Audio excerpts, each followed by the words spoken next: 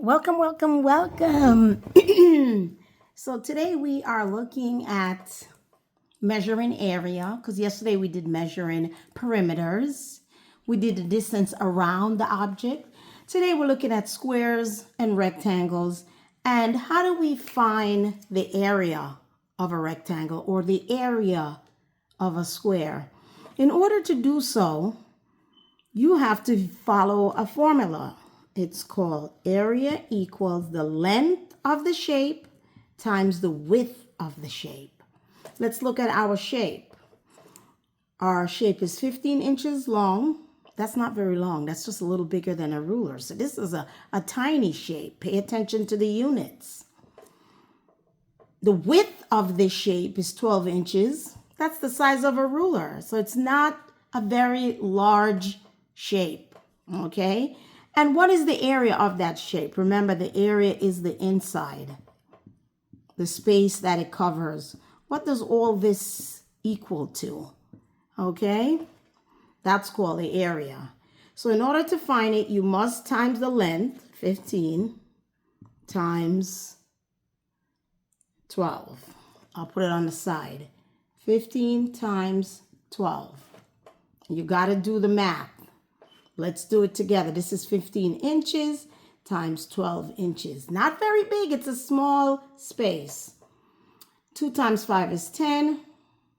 Carry the 1. 2 times 1 is 2. Plus the 1 is 3. Now we're doing the tens column. Remember, the tens column go right beneath the tenth. Don't put it here. You're going to get it wrong. 1 times 5 is 5. And 1 times 1 is 1. You draw your line and you add. 0, this is nothing here. That's a 0. 5 and 3 is 8. And you carry the 1 down. So the area inside this tiny little space is 180 square inch. Because we're talking inches here. I was tempted to say square foot, but it's inches. And remember, this is key. If you're multiplying in inches, you stay in inches. If you're doing feet, you stay in feet. If you're doing yards, you stay in yards. If you're doing meters, whatever the unit is, you stay in that unit. Because I remember this when I used to take exams. They'll say 180 square foot. I'm like, that looks good. 180 square inch. I'm like, ugh. But I have to go back and look at what my units are so I can choose the right answer. Let's try one more. I got my ugly rag eraser. I just need to get out and get me an eraser. It's terrible. Alrighty. Okay, let's do one more and then I will let you go. The area of a shape. Let's do a different shape, which is sort of like the same. Sort of. Okay.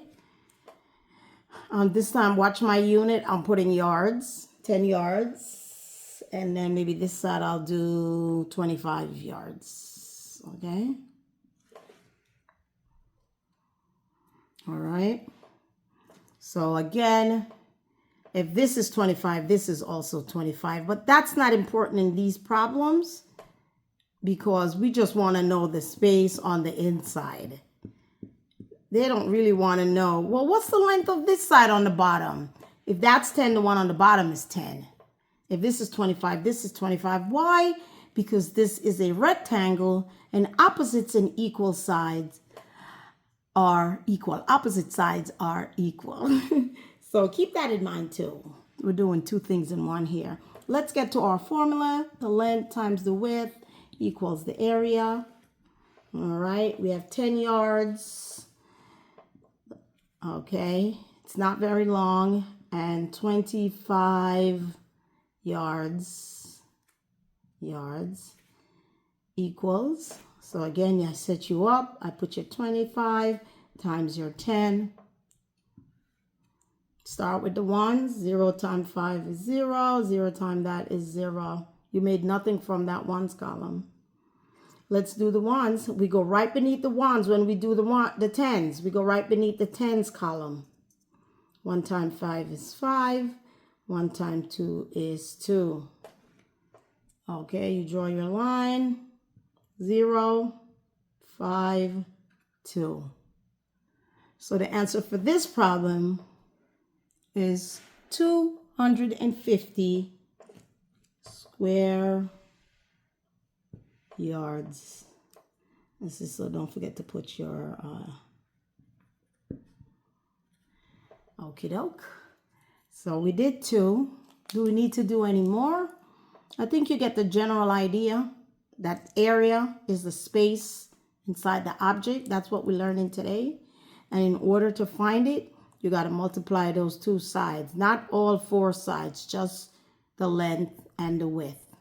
And that gives you the area. Hey, if you like this and it's okay with you, give it a like. Give it a follow, which is so important to me since I'm just starting out. Please tell a friend or share with a friend. Hope you got something from it. Thank you so much.